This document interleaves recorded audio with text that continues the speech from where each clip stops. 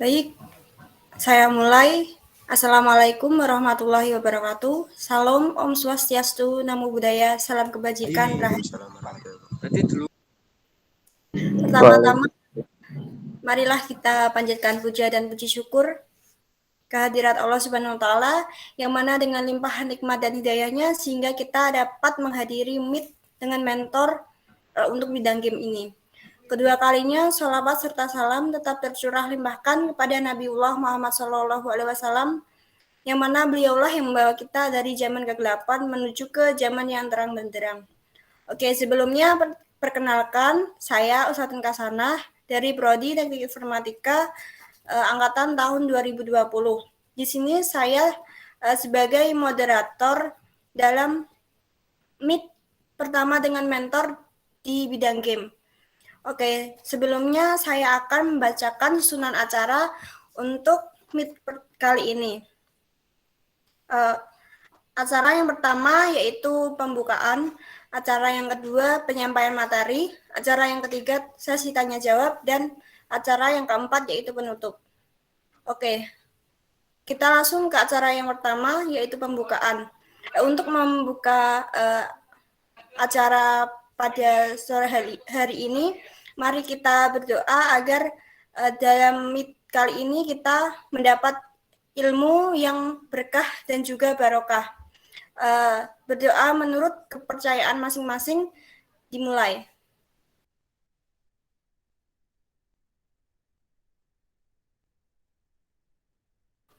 Berdoa selesai. Untuk selanjutnya yaitu penyampaian materi oleh mentor kita yaitu Kak Mas Mudi, dengan materi yang akan disampaikan yaitu JavaScript, the most fundamental thing. Oke, baik, sebelum lanjut ke materi, saya harap teman-teman untuk on cam dan memperhatikan penjelasan dari Kak Mas Mudi. Diharap untuk on cam semua ya. Dan memperhatikan dengan seksama. Untuk selanjutnya, langsung saja saya serahkan ke mentor kita, yaitu Kak Mas Budi. Silahkan.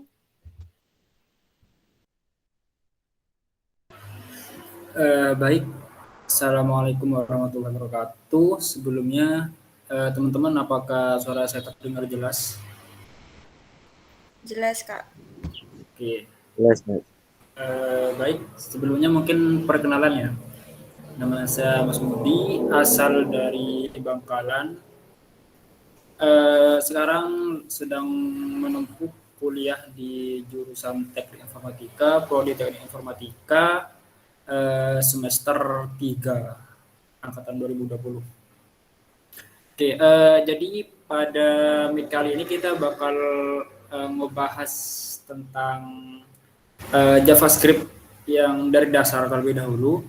Sebelumnya kan teman-teman udah di-share itu kan materi di DCR. Nah, saya harap teman-teman udah membaca atau udah sedikit mempelajari dari materi yang sudah di-share di DCR sama panitia.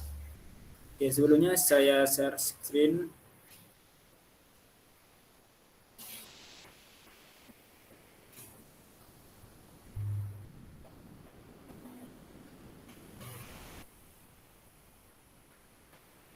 Apakah layar saya sudah terlihat?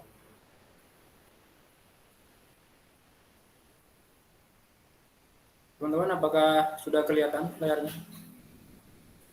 Sudah terlihat. Nah, sekarang kita langsung ke ini aja, ke VS Code. Jadi kan mungkin lebih ke JavaScript-nya dulu. Jadi JavaScript itu sendiri, kalau berdasarkan pengertian dari MDN atau Mozilla Developer Network, ini adalah salah satu web yang direkomendasikan buat nyari dokumentasi dari bahasa pemrograman. Jadi ini kayak semacam website yang dibuat oleh komunitas developer itu, berisi tentang dokumentasi dari bahasa. Nah, di sini JavaScript itu adalah bahasa pemrograman yang ringan, terinterpretasi, kemudian tercompile first class function yang tercompile. Jadi dia tuh kayak bahasa pemrograman yang ringan juga dan terinterpretasi. Nah, itu juga membuat dia itu kayak nggak memerlukan compiler khusus. Kayak misalnya C++ itu nggak perlu di-compile, jadi bisa langsung jalan. Kemudian juga dia digunakan di Node.js, Apache CodeDB, Adobe Acrobat. Ini aku nggak pernah nyoba yang dua, cuma Node.js saja. Nah, biasanya kan JavaScript itu dia cuma bisa dijalanin di web dulu. Nah, sekarang berkat adanya beberapa kayak plugin, kemudian beberapa framework, salah satunya adalah runtime JavaScript-nya Node.js, itu membuat dia itu gak hanya bisa berjalan di web aja, tapi juga banyak di robotik, IoT, bahkan bisa buat game programming, bisa buat native mobile apps, kemudian dan banyak lagi sih buat kegunaan dari JavaScript ini. Kemudian dia juga prototype based, multi paradigma atau terdiri dari banyak paradigma, bisa fungsional, bisa deklaratif, imperatif, object oriented programming, dan bersifat single threaded dan dynamic language atau bahasa yang dinamis. Nah, teman-teman kalau misalnya mau baca bisa baca-baca di sini. Tutorialnya udah lengkap sih, kayak tutorial-tutorialnya sampai ke asinkronus, kalian bisa web APIs, konsumsi API. Kemudian juga kalau mau kayak baca-baca kenapa sih namanya bisa JavaScript, kok bisa mirip-mirip sama Java, itu kayaknya ada di sini. Nah, JavaScript itu juga distandarisasi oleh ECMA. ECMA ini kayak semacam badan standarisasi nasional dari Eropa itu yang menstandarisasi JavaScript. Bahkan JavaScript itu juga sempat disebut sebagai ECMAScript. Kalau teman-teman pernah dengar, itu ECMAScript juga salah satu penyebutan buat JavaScript. Oke, sekarang kita coba buat prakteknya. Di sini saya udah buka folder, kemudian kita buat basic.js. Basic.js. Sini. Nah, kita mulai dari yang paling dasar dulu. Kita coba tampilin.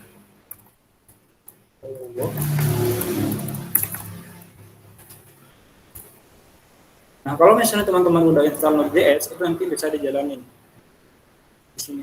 Cukup dengan Node sama file. Jadi dia udah bisa berjalan di konsolnya atau di terminal. Sekarang kita coba buat yang lebih banyak lagi kalimatnya. Kayak perkenalan.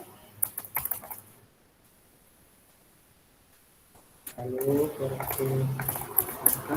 nama saya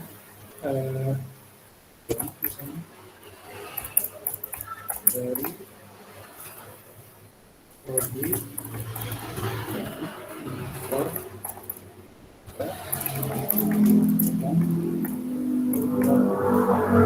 kalau misalnya kita coba ke konsol, ini juga bakalan nampil. Halo, perkenalkan nama saya John dari Prodi Teknik Informatika. Dari Prodi Teknik Informatika angkatan 2020. Nah, kalau misalnya kita mau ngubah atau kita kalau misalnya kita mau ngubah, misal namanya mau diganti Adam, Prodi Sistem Informasi.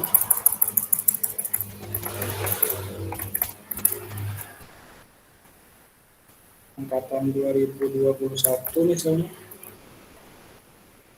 Coba lagi. Jadi dia berubah. Cuman perubahan ini gitu gak efisien. Kenapa? Kalau dia datanya masih sedikit, itu emang gak kerasa. Tapi kalau udah banyak atau bekerja di software beneran, itu gak mungkin kita ngubah satu-satu. Kita gak mungkin ngubah secara manual. Nah, karena itu kita butuh bantuan dari sesuatu yang disebut dengan variabel. Nah, variabel ini itu kayak semacam wadah untuk menyimpan nilai tertentu.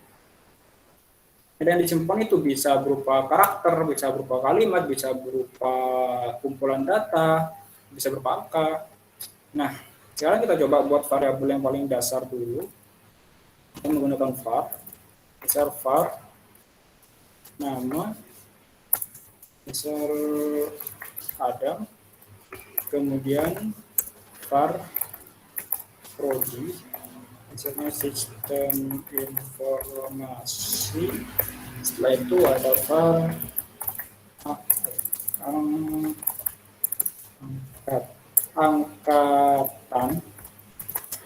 angkatan 2021. Sekarang kita coba tampilin dia di sini dengan menggunakan operator. Nanti akan saya jelasin operator. Ini pokoknya terima aja dulu. Operator buat string.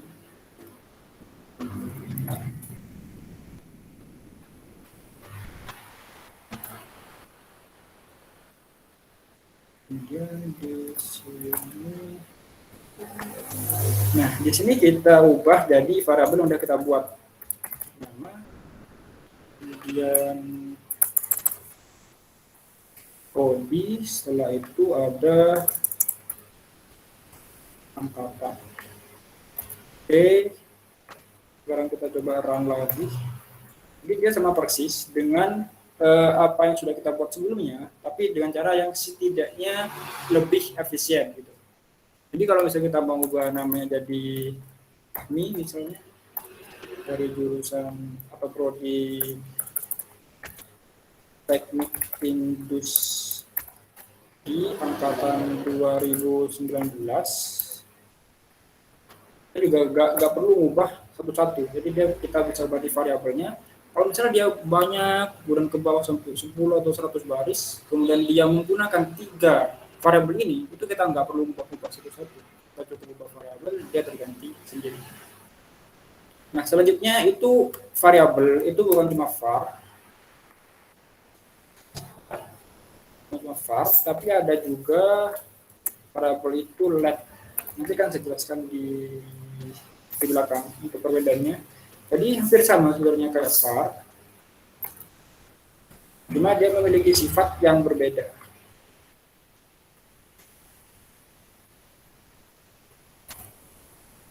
Let, kalau kita run, ini sama aja. Nah, dia memang cara pendeklarasian variabel. Selain itu ada juga const. Const ini konstanta. Ini adalah cara membedakan yang paling mudah dari keduanya, dari dua yang lain. Hasilnya sama, tapi sebenarnya mereka punya perbedaan.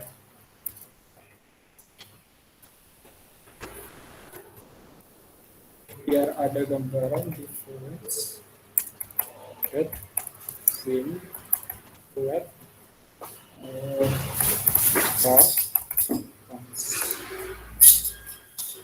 dari gambar. Nah,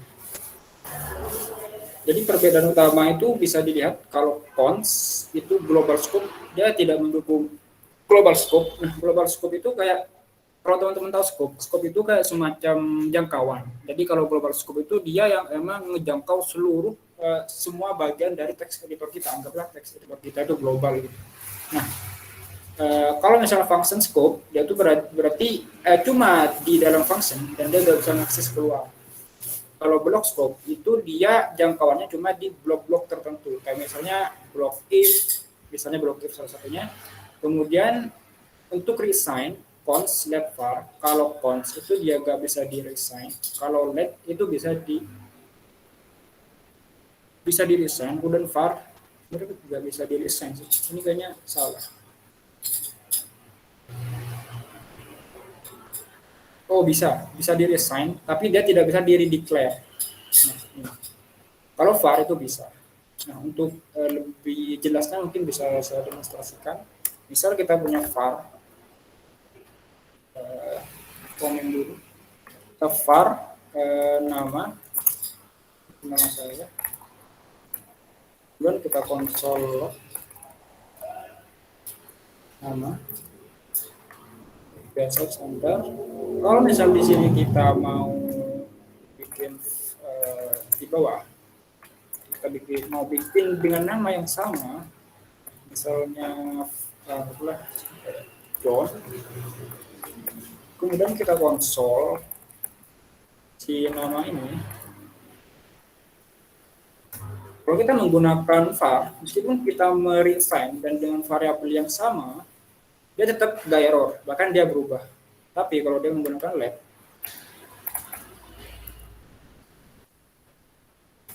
dia error. Kenapa? Karena nama itu udah dipakai variabel di atasnya, dia nggak boleh pakai. Jadi kita kalau mau pakai nama lain, itu bisa pakai nama 2, simpelnya pakai nama 2. Baru dia bisa. Nah, kalau yang cons, itu dia bahkan nggak bisa di reassign meskipun bukan di declare. Terusnya gini, cons nama John, kemudian console.log nama, ini kita ubah nama jadi Frank misalnya, kemudian kita console nama, dia nggak bisa. Kenapa? Dia tidak mendukung reassignment, jadi dia itu konstan, nggak bisa berubah-ubah. Kalau misalnya kalian pernah belajar di matematika, itu kalian mengenal konstanta, itu nilai kan tetap nggak bisa diubah-ubah. Nah, kalau misalnya let, itu dia masih bisa. Masih bisa. Kalau var apalagi, dia lebih bisa lagi. Nah, kemudian untuk yang block scope, itu contohnya seperti ini. Misalnya kita punya var, nama, kemudian di sini kita buat if true, kita konsol dulu, konsol dulu, outer, nama, kemudian kita buat nama lagi, itu adalah John, kemudian console.log nama,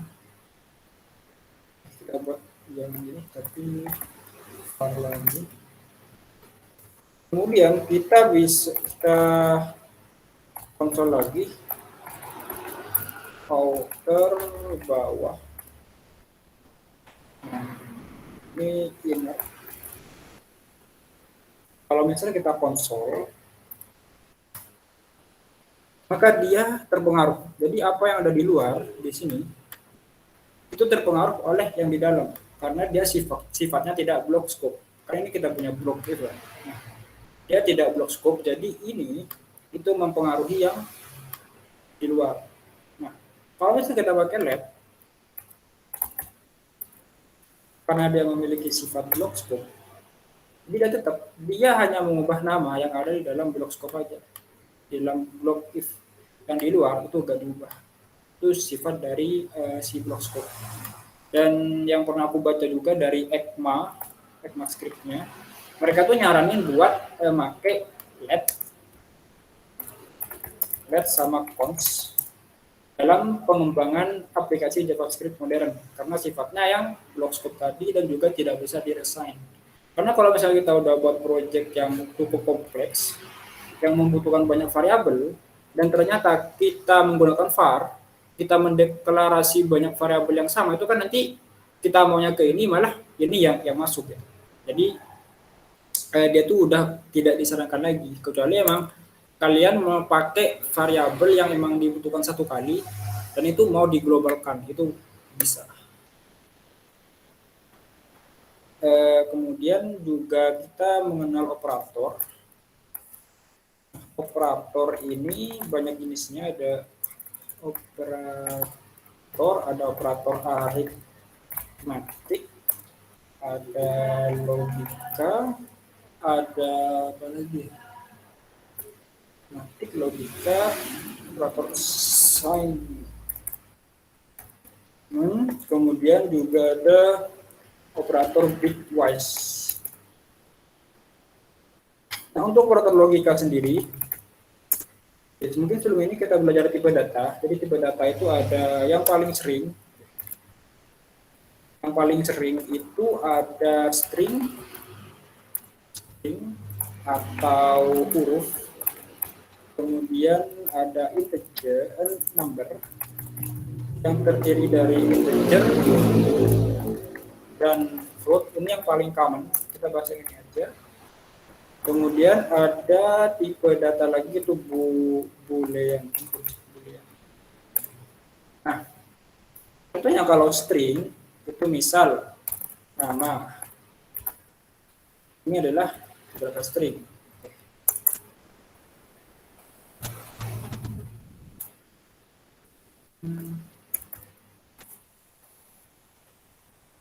Type of nama adalah tipe data string.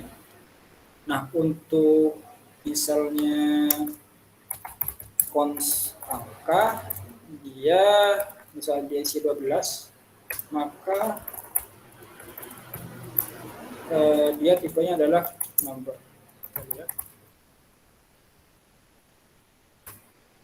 Kemudian kalau boolean itu nilainya adalah true and false. Misalnya cons stop, kita memberikan sesuatu, console.log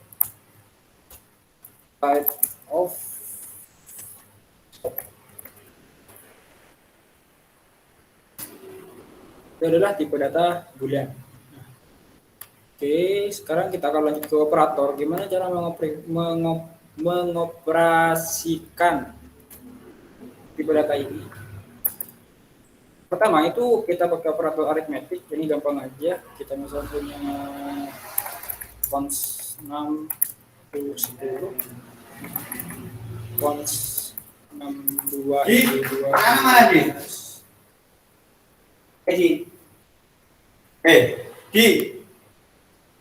anak-anak mana?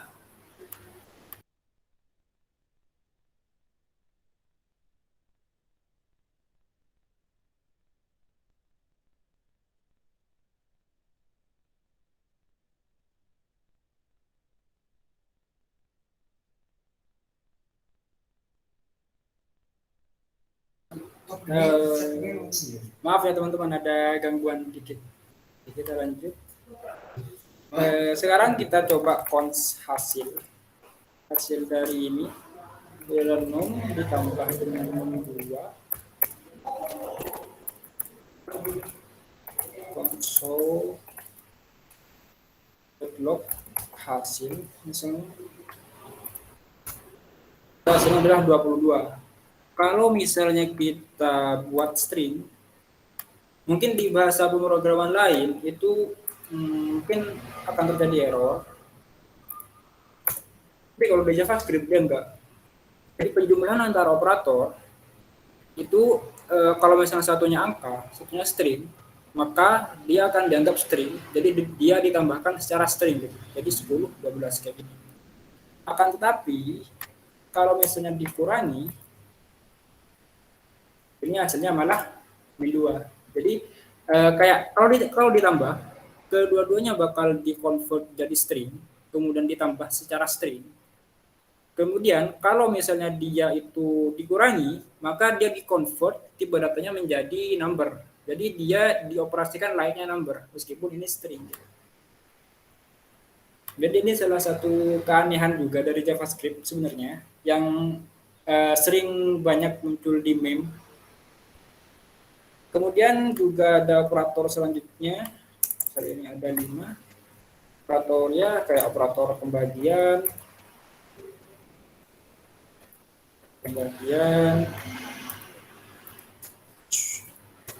kemudian operator persen untuk melihat jumlah apa? Hasil pembagian atau sisa pembagian.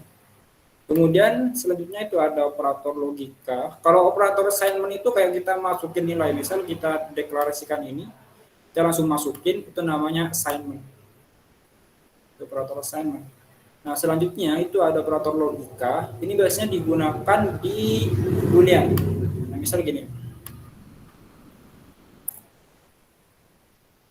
Kayak tadi yang kita di atas, if true, jadi dia kalau misal true, kemudian dia melakukan sesuatu. Nah, kalau dia operatorkan, itu misal, kalian mungkin pernah tahu ini ya, ini, konsepnya mirip, tabel kebenaran.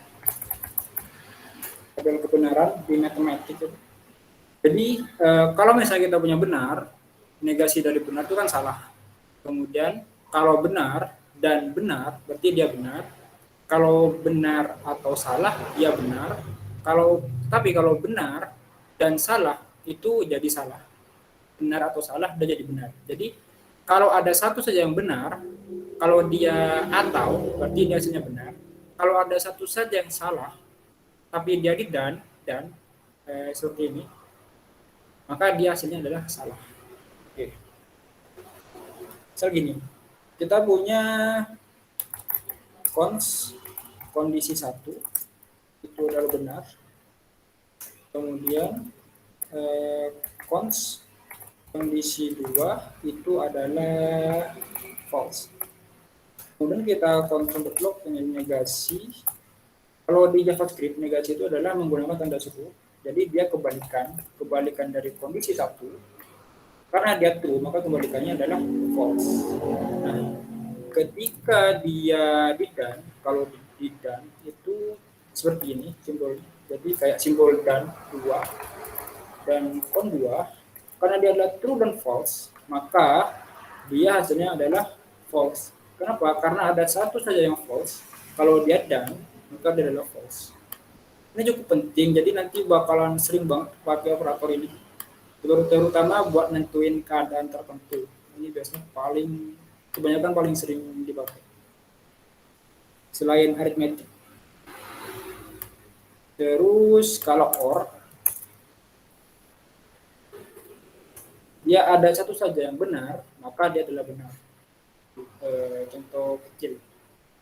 Untuk penentuannya misalnya kita mau nentuin bilangan genap, misalnya kita punya bill 12, kemudian if bill persen 2 sama dengan 0,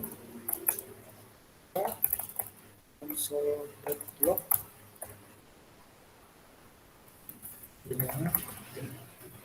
Coba di sini ada adalah bilangan genap karena ketika dia di sisa pembagian dari bilangan dan 2 itu 0, kalau dia true maka dia akan masuk ke sini. Ini adalah salah satu contoh implementasi operator logika. Ini adalah salah satu operator logika sama dengan. Nah, di JavaScript juga ada selain operator logika ini, ada juga yang sama dengannya itu 3. Misalnya gini. Console.log. Kalau misalnya kita punya 12 dan 12, dia adalah true. Dia adalah true karena 12 memang sama dengan 12. Kalau misalnya kita coba buat jadi string, kira-kira bisa ditebak gak hasilnya apa kalau kayak gitu? Hasilnya adalah true. Kenapa? Karena dia tidak terlalu kuat. Dia cuma mengecek kalau dia nilainya sama, meskipun tipe datanya beda, dia tetap true. Misalnya kita ubah jadi 15, baru dia false. Tapi ada yang lebih kuat dari ini. Kalau sama dengannya 3. Kalau sama dengannya 3, ini khusus di JavaScript. Kalau di Python, ini gak ngefek. Dia false. Kalau gini kan, ya true ya. Nah, kalau bawah 3, dia false. Jadi dia memang benar-benar pembeda. Dan memang sekarang disarankan buat pakai yang sama dengannya 3 kalau di JavaScript. Karena lebih kuat buat pembedaannya. Terus setelah itu ada apa lagi ya? If cabangan itu ada if, kemudian else if, ada if else, ada if else. Nah, kalau kita punya angka gini, kayak yang ini kan if. Nah, sekarang kita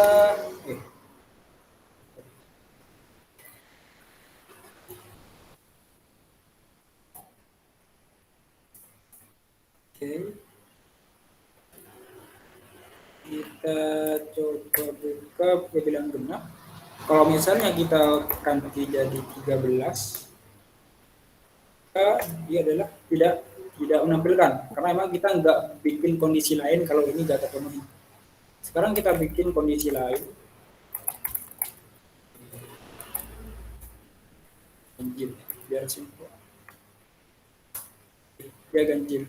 Nah, sekarang itu juga ada selain if else, itu ada if else if. Untuk studi kasus sederhana mungkin bisa di grade, penentuan grade misalnya penentuan grade misalnya dia grade A kalau nilainya berada di antara 85 sampai 100. Kemudian grade B dengan nilai 70 sampai 85 misalnya. Kemudian grade C kalau misalnya nilainya itu 55 sampai 70. Terus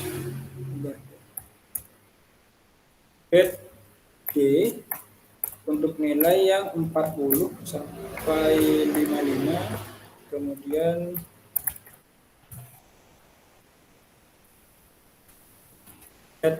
grade E untuk nilai yang di bawah 70. Di bawah 40. Di bawah 40. Oke. Kita buat dulu variabel cons nilai misalnya kita buat nilainya 65. Dan kita buat if nilai lebih besar dari 85 dan nilai lebih kecil sama dengan 100, maka kita buat grade, inisialisasi grade yang kedua, let, maka grade sama dengan A. Else if jika nilainya berada lebih besar dari 70 dan dia itu lebih kecil sama dengan 85, maka grade-nya adalah B. Kemudian kalau misalnya nilainya itu dia lebih besar dari 55 dan nilai lebih kecil sama dengan 70, grade-nya adalah C. Terus kalau misalnya nilainya itu lebih besar dari 40 dan dia nilainya kurang dari sama dengan 55, maka grade-nya adalah D. Kalau lain daripada itu, jangan. Kalau nilainya kurang dari 40, karena else itu nanti juga akan mendeteksi nilai yang di atas 100, lebih besar daripada 0 dan nilai kurang dari 90. Ini untuk pengamanan aja sih. Grade. Nah, sekarang kita coba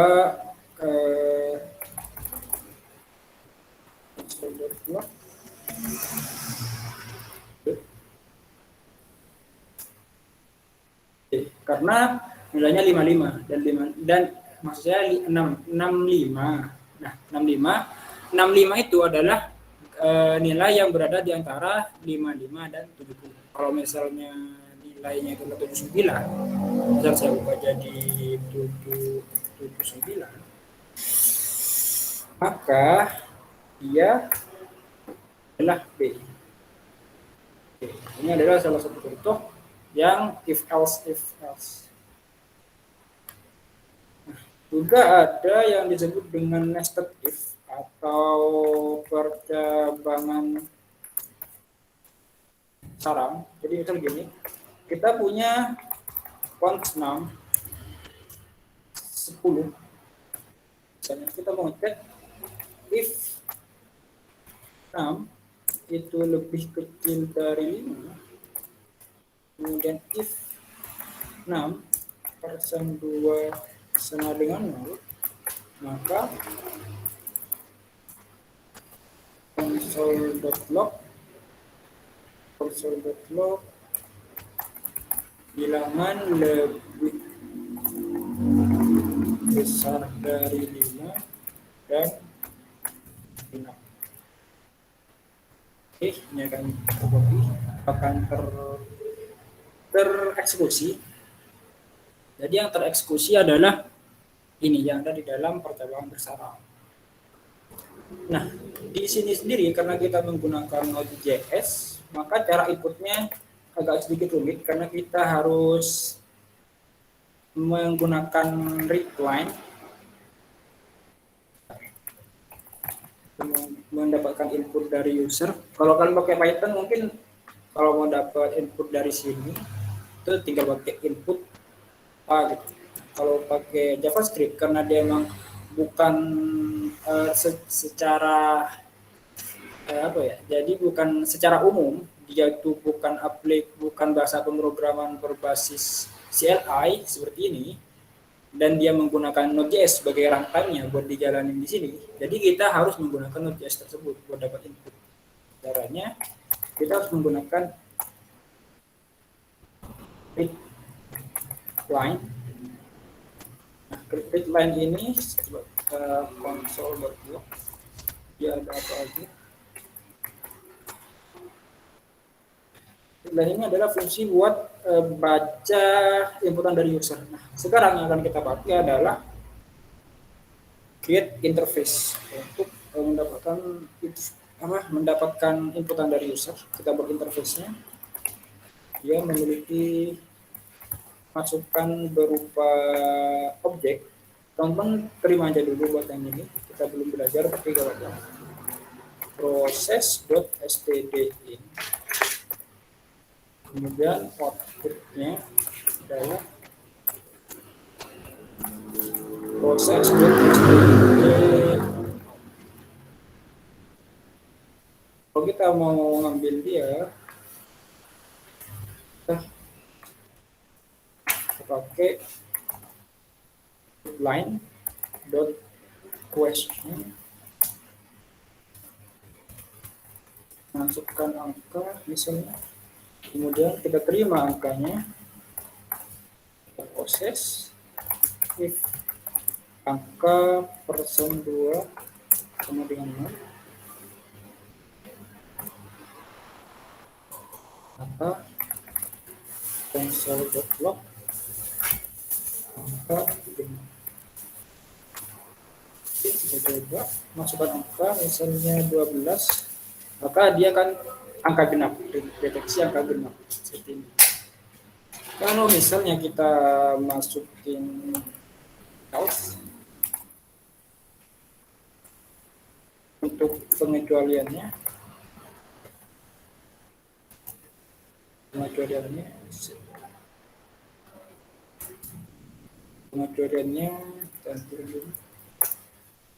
kita masukkan angka misalnya 23, maka dia terdeteksi sebagai angka ganjil. Oke. Nah, sekarang kita bakal bikin studi kasus sederhana menggunakan if ini. Jadi kita buat temperatur converter sederhana. Temperatur converter sederhana untuk mengonversi nilai derajat Celcius ke satuan lain. Nah, saya coba bikin yang Celcius aja. Nanti ini biar teman-teman yang lanjutin buat kita. Oke, jadi pertama kita siapkan nilai awal. Oke, kita buat pseudocode-nya dulu sebentar. Jadi di sini kita bakal ambil nilai dari user, kemudian kita proses sesuai pilihan sudah. Sebelum itu user memilih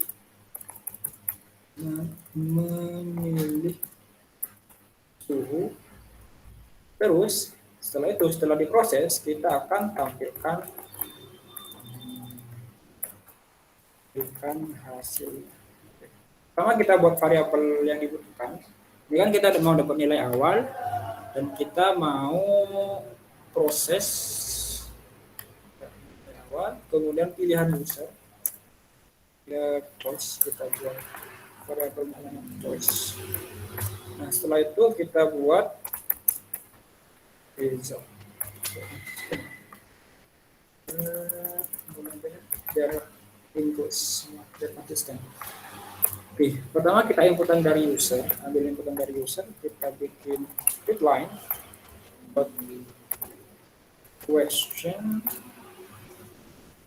masukkan angka dalam Celsius. Setelah itu kita proses D-nya di sini.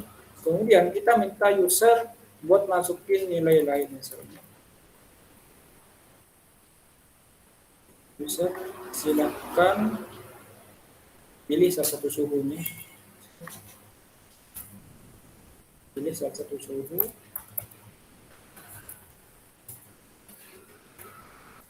Pilih suhunya. Selesai. Ini untuk biar dia ke bawah gitu, jadi kayak ada break line. Setelah itu pertama itu dia ke reamort, kemudian /n lagi dia ke Fahrenheit, kemudian dia ke apa lagi,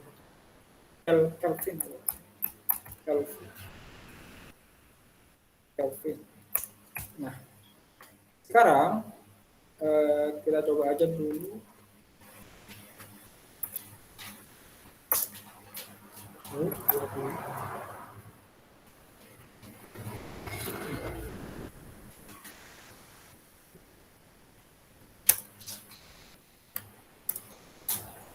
Kalau bekerja dari sini itu kalau udah sini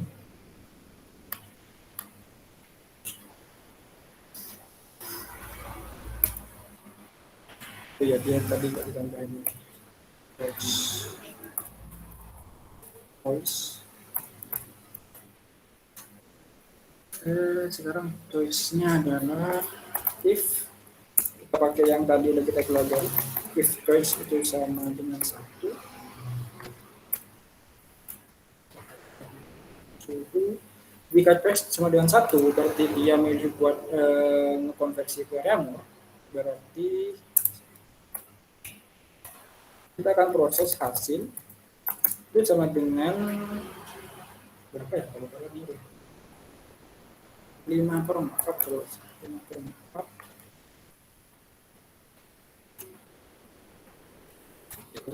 5/4 dikali dengan angka yang mau dikonversi. Kalau misalnya dia milihnya itu Fahrenheit, if choice itu sama dengan 2, maka hasilnya itu sama dengan 5/9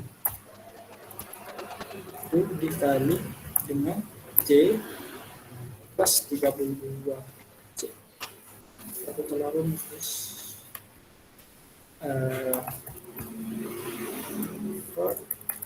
7 Celsius. Apa gak lupa rumusnya?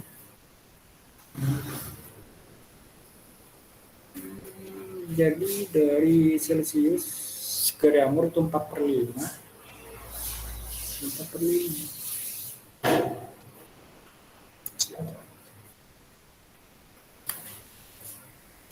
Versi suhu.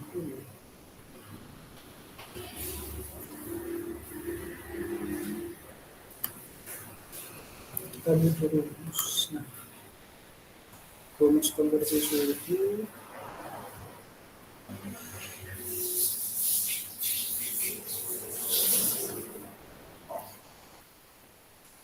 Celsius ke Reaumur itu 4/5. 4/5. Coba lihat.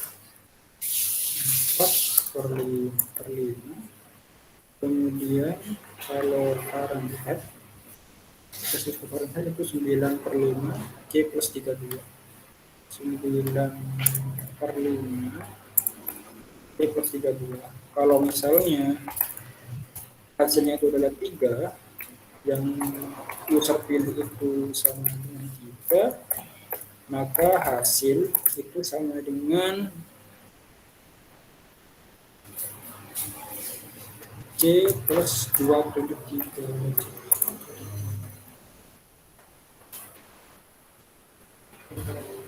Celsius per Kelvin C plus 2/3. Sekarang kita coba console.log hasil. Hasil nih. Kita kan hidupkan itu bisa.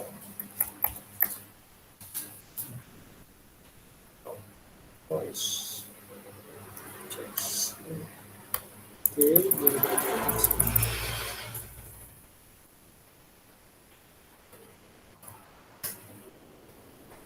20 derajat Celcius mau dikonversi ke Reaumur, ada error, hasil sedikit.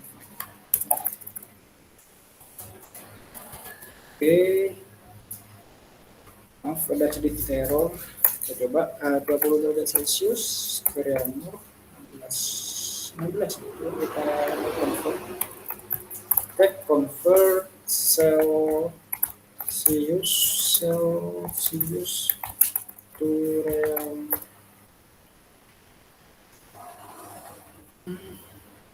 Celsius 20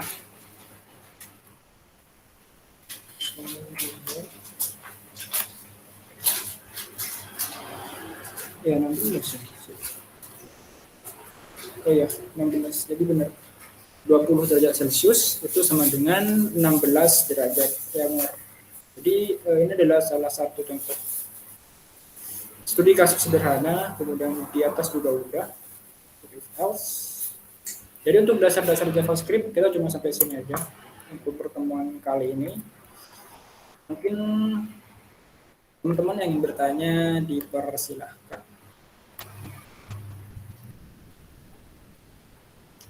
Oh ya, saya langsung serahkan ke Mbak moderator lagi. Oke, baik. Terima kasih. Untuk selanjutnya yaitu sesi tanya jawab. Untuk teman-teman yang ingin bertanya, silahkan mengaktifkan fitur raise hand-nya. Nanti saya panggil dan bisa langsung bertanya kepada Kak Mas Muti. Silahkan yang ingin bertanya, teman-teman.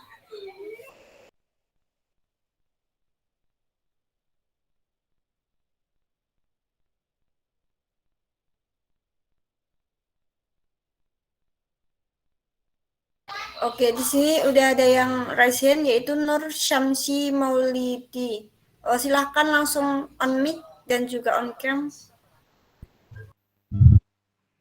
Assalamualaikum warahmatullahi wabarakatuh. Izin bertanya, Waalaikumsalam. apakah variabel itu wajib menggunakan bahasa Inggris? Terima kasih. Oke, saya langsung jawab ya. Tadi kan pertanyaannya apakah variabel itu harus menggunakan bahasa Inggris? Sebenarnya nggak harus, cuma tadi saya contohkan pakai bahasa Inggris saja.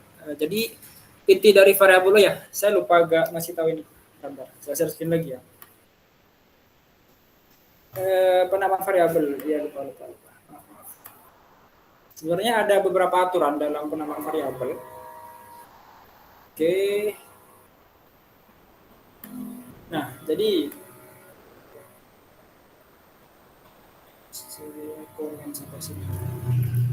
untuk penamaan variabel,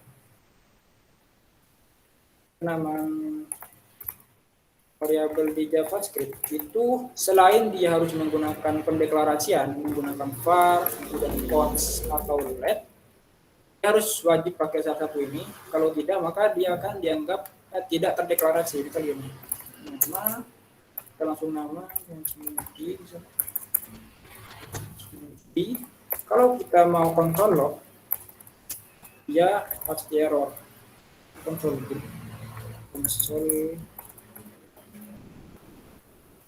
Nah, kalau misalnya mau di konsol, tadi ada yang mana di atas ya?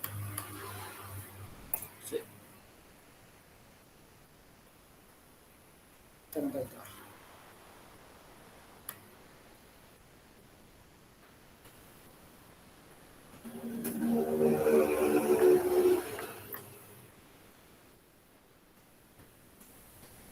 Kita coba pakai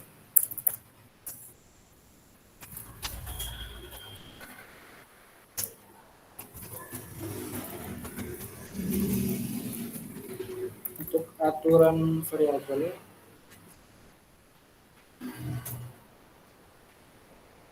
Untuk PS mungkin udah bisa. Cuman untuk aturannya itu ada beberapa sih. Jadi dia harus tidak menggunakan salah satu keyword di JavaScript. Misal, kan kita punya keyword if tadi. Kita punya if. Nah, if ini dia gak boleh jadi nama variabel. Misal, if sama dengan jika, kemudian console.log, terusnya nggak bisa. Karena dia termasuk salah satu keyword di JavaScript. Jadi dia gak bakal kedeteksi sebagai nama variabel. Itu yang pertama. Terus yang kedua, dia gak boleh berupa angka di awal. Misal 1 hewan kucing.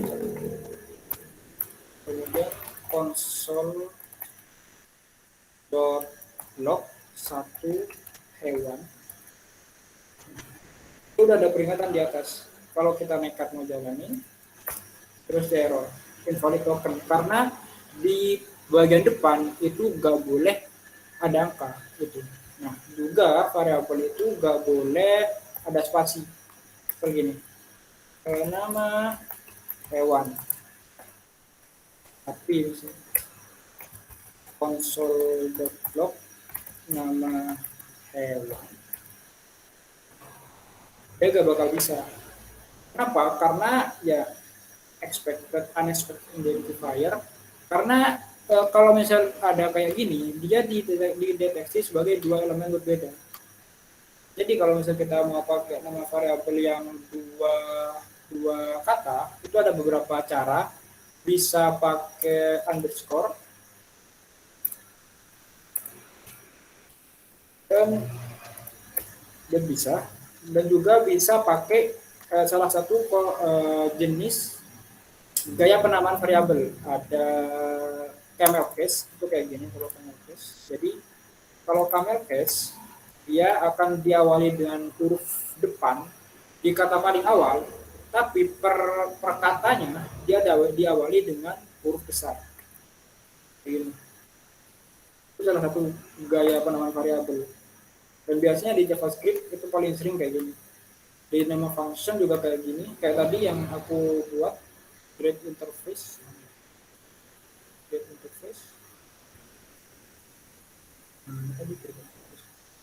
Nah ini dia diawali huruf kecil, tapi di huruf pertama, di kata selanjutnya dia pakai huruf besar.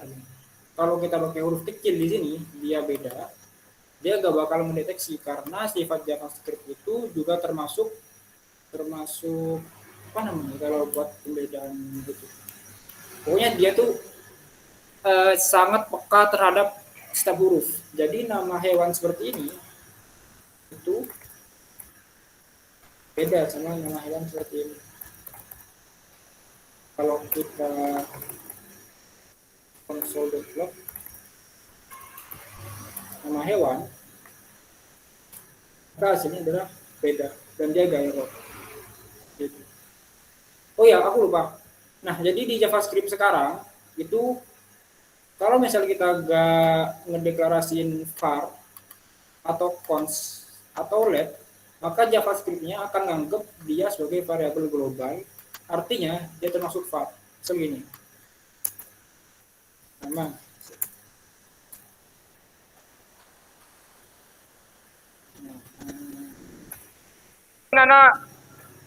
Nama sendiri misalnya. Kemudian if true,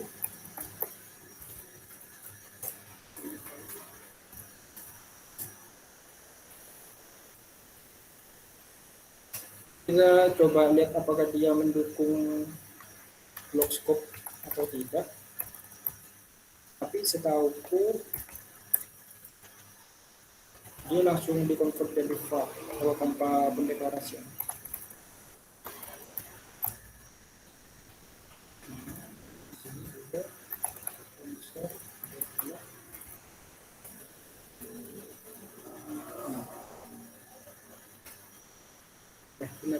Jadi dia sifatnya kayak var tadi. Jadi dia nggak ngedukung block scope. Dia yang ada di dalam ini itu mempengaruhi yang di luar. Jadi dia langsung jadi variabel global kalau tanpa let atau const atau var. Ya, mungkin untuk beberapa aturan itu sih. Mungkin untuk lengkapnya bisa di MDN variables MDN. Ya, di grammar. Cara penamaan variabel. Ini terus scope. Ya, aku mau jelasin satu lagi tadi kelupaan. Variabel hoisting. Pengaksesan terhadap variabel yang belum dideklarasikan. Contohnya gini. Hoisting.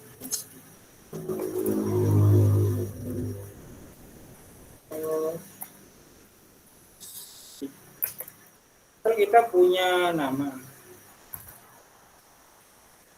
Kemudian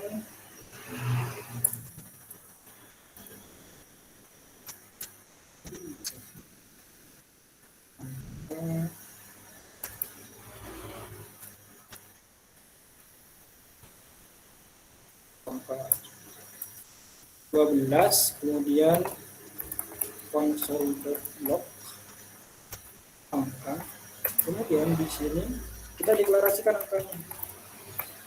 Ini namanya hoisting. Jadi dia bisa dipanggil tanpa dideklarasikan dulu.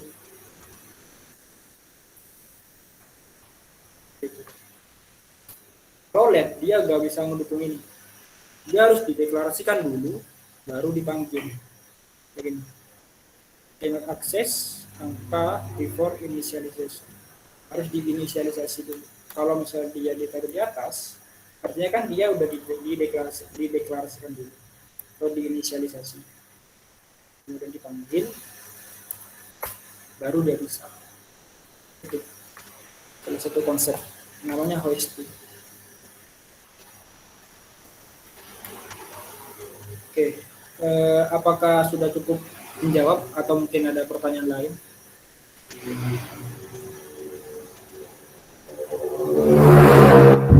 Bagaimana dari Nursanti sudah terjawab? Alhamdulillah terjawab. Jika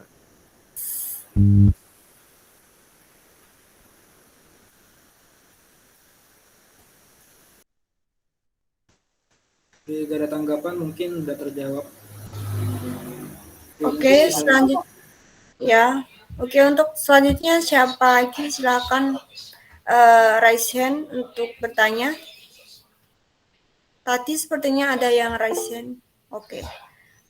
Silakan on mic dan juga on cam untuk Raihan Fadila untuk bertanya langsung kepada Kak Mas Mudi. Silakan. Permisi bertanya Kak.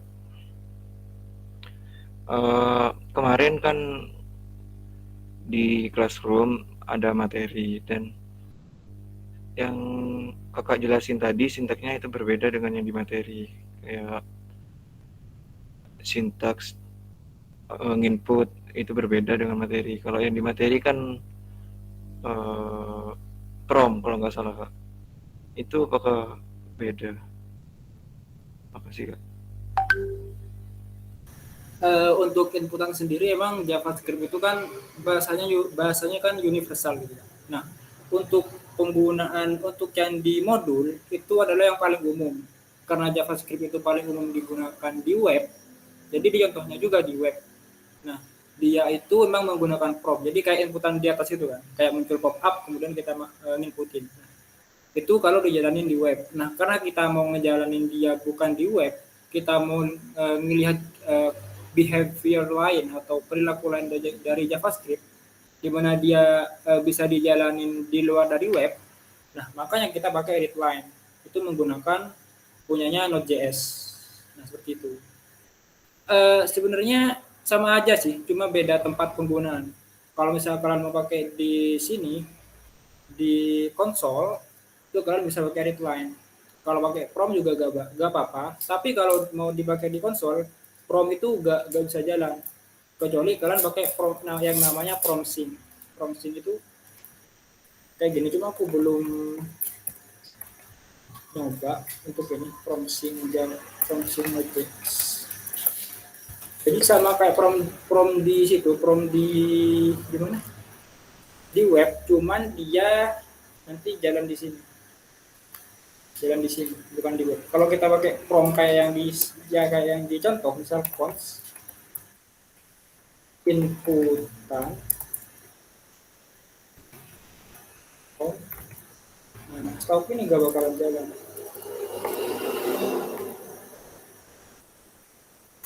Terus error. Pokoknya tempatnya emang beda. Kecuali kalau misalnya kita mau pakai di sini, ada filenya. Biar clear, kita pakai misal di CodePen. CodePen. Ini online editor sih. Jadi kalau misalnya nggak punya laptop atau mau pakai di HP ini bisa. Yang dukung JavaScript juga. Kita di sini. Const nama.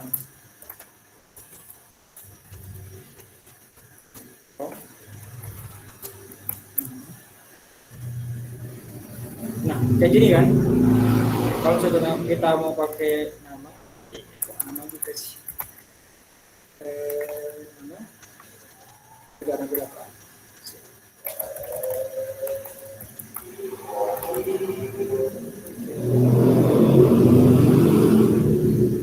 Nah, kalau misalnya kita pakai ini, kita isi. Ini konsolnya di mana? Oh iya. Nah, dia tampil. Itu karena dia sifatnya yang di web. Kalau prompt kemudian apalagi dia di JavaScript itu. Selain prompt, ada lagi sih sebenarnya kayak alert itu khusus di web. Kalau mau dijalanin di sini di luar dari web, misalnya dijalanin di konsol atau terminal, dia harus pakai yang lain. Kalau mau coba-coba pakai prompt sync juga bisa sih. Cara installnya kita ke CMD. Kalau udah install Node.js biasanya bakal bisa. Kita cek dulu versi Node.js ini. Kalau udah bisa biasanya bakalan npm install from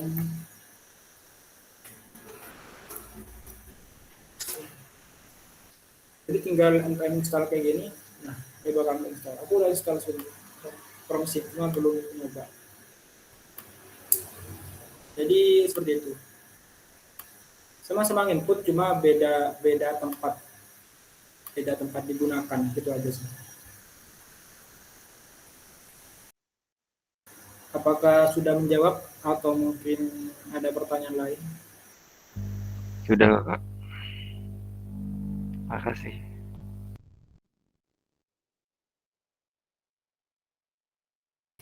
Oke, untuk selanjutnya mungkin ada yang ditanyakan lagi dari teman-teman. Silakan raise hand.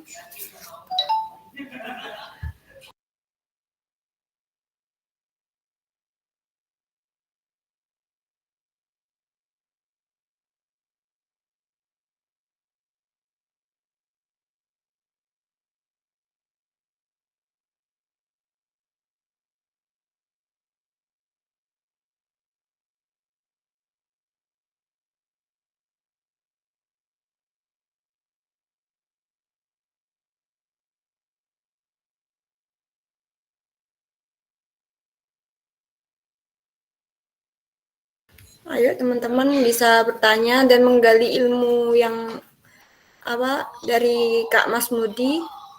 agar kalian bisa buat game. Yuk, jangan ragu-ragu gitu buat tanya.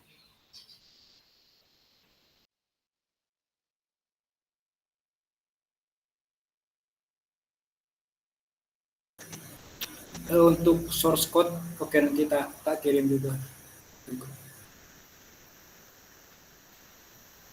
Mungkin nanti source code-nya aku taruh ke GitHub aja sih. Jadi biar diketahui semua nanti, terus tak update per materinya, tak kasih link. Jadi kalian bisa langsung ambil. Oke, baik. Sepertinya sudah tidak ada pertanyaan lagi dari teman-teman. Jadi terima kasih saya ucapkan kepada Kak Masmudi atas penjelasannya.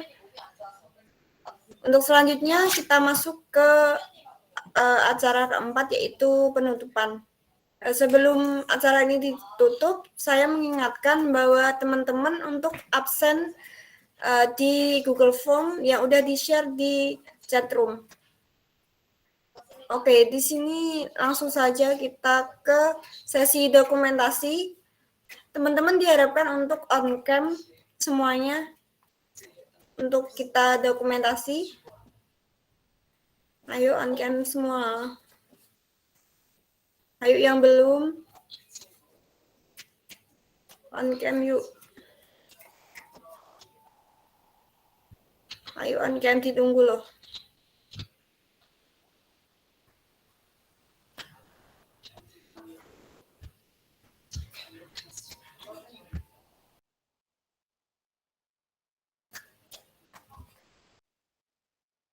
Oke, langsung saja kalau gitu. Saya hitung 1, 2, 3, senyum. Oke, udah. Baik, terima kasih saya ucapkan kepada teman-teman yang sudah join pada Meet kali ini, dan saya sampaikan terima kasih juga kepada Kak Mas Mudi yang sudah memberikan ilmunya kepada kita semua.